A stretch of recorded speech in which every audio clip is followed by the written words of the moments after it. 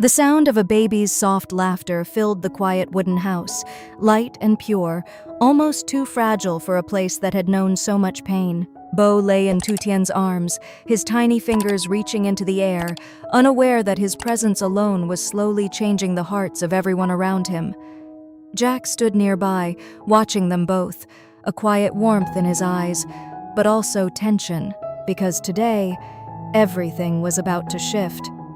Outside, the distant hum of a car broke the silence of the mountain village.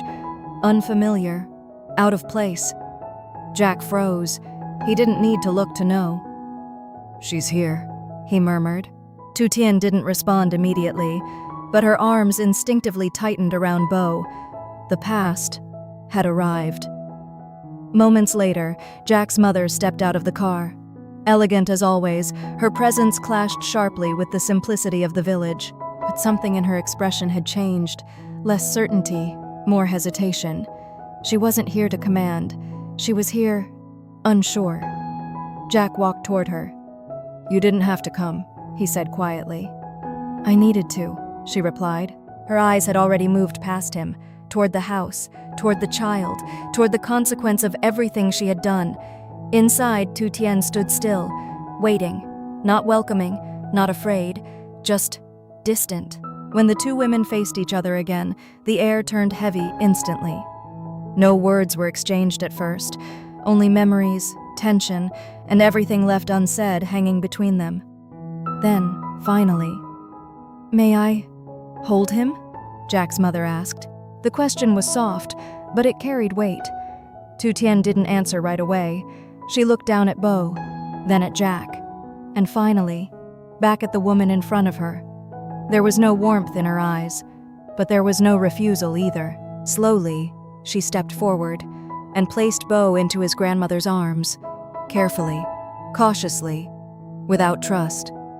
The moment their hands touched, something shifted. Jack's mother looked down, and for the first time, her expression broke. "He's so small," she whispered. Bo blinked, then, without hesitation, wrapped his tiny fingers around hers, instinctive, pure, and completely disarming. Her breath caught, because in that moment, there was no status, no control, no pride, only a child and a grandmother. Something inside her softened, cracked, maybe even changed, but the silence didn't last. "He's not a test," Tu Tian said, her voice calm but firm. Jack's mother looked up, and reality returned. "I know," she replied, but the doubt remained, not in her words, but in everything that hadn't been said before. Jack stepped forward, trying to ease the tension. "We don't have to do this today." "Yes, we do," Tu Tian interrupted. Both of them turned to her. "This doesn't disappear just because we're standing here," she continued. The truth landed heavily. Jack's mother straightened slightly.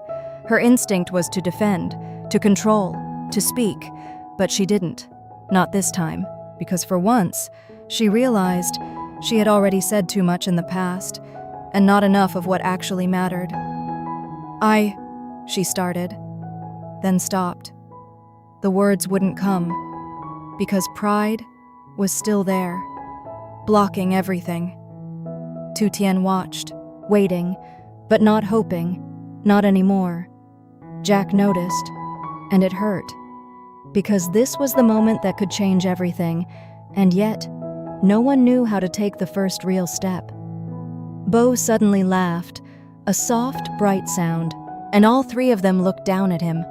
That tiny moment eased the air, just slightly, enough to breathe again, but not enough to heal.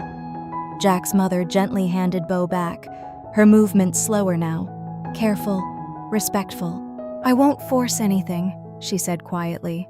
And this time, it was different, because she meant it. She stepped back, not as someone in control, but as someone uncertain. "I'll come back, if you allow it," she added. No pressure, no demand, just a possibility. Then she turned and walked away. Jack didn't stop her. Tu Tian didn't call her back, because some distances, can't be closed in one moment. The car drove off, leaving behind silence, and something else, a small shift, almost invisible. Jack looked at Tu Tian. "She's trying," he said. Tu Tian didn't answer immediately. She held Bo closer. "I know," she said, "but I'm not ready." And that was the truth. Not rejection, not forgiveness, just time. And maybe that was where healing truly begins. The silence that followed her departure did not feel empty. It lingered, heavy and unresolved, as if something had been left unfinished on purpose. Jack stood at the doorway long after the car disappeared down the mountain road, his eyes fixed on the distance, while behind him, Tu Tian slowly rocked Bo in her arms. Neither of them spoke, because both of them knew this was not over. Days passed, quiet ones, almost too quiet. Jack returned to his routine, cutting wood, cooking, working the fields, but now there was a new tension beneath everything. He glanced at Tu Tian more often, searching for something. A change, a sign, a softening. But she remained the same, calm, gentle with Bo, distant with him. Not cold, but not close. And that distance hurt more than anger ever could. "She'll come back," Jack said one evening, breaking the silence. Tu Tian didn't look at him. "She doesn't give up easily." That was true, but not comforting. Tu Tian adjusted the blanket around Bo, her movements careful, almost protective. "I'm not afraid of her coming back," she said quietly. Jack frowned slightly. "Then what are you afraid of?" This time, she looked at him, and the answer came without hesitation, that I might forgive too easily. The words hit harder than he expected, because they weren't about his mother, they were about him too. Jack lowered his gaze. He understood, more than she realized. Before he could respond, the sound of footsteps approached from outside, slow, hesitant, different from before.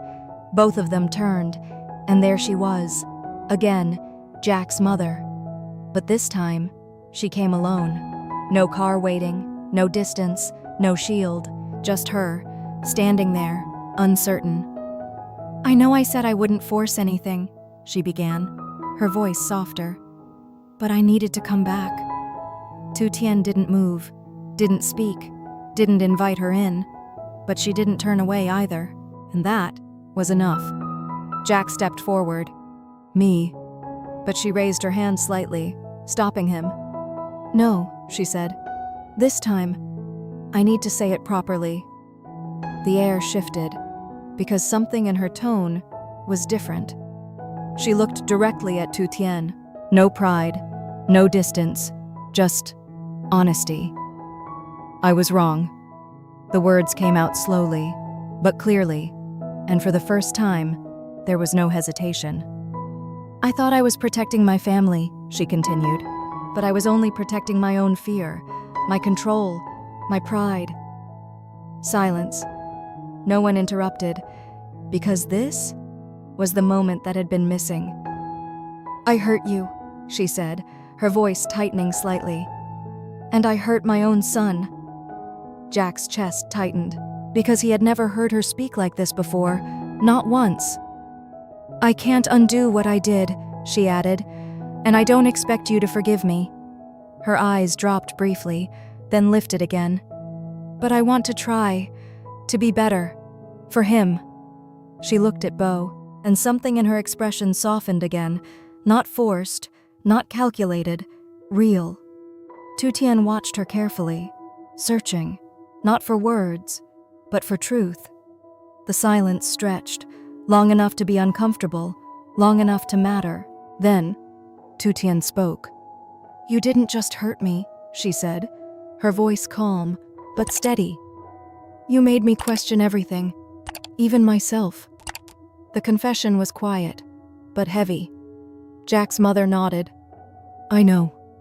No defense, no excuse, and that changed something. Tu Tian looked down at Bo, then back at her. "You don't get trust back, just because you ask for it," she continued.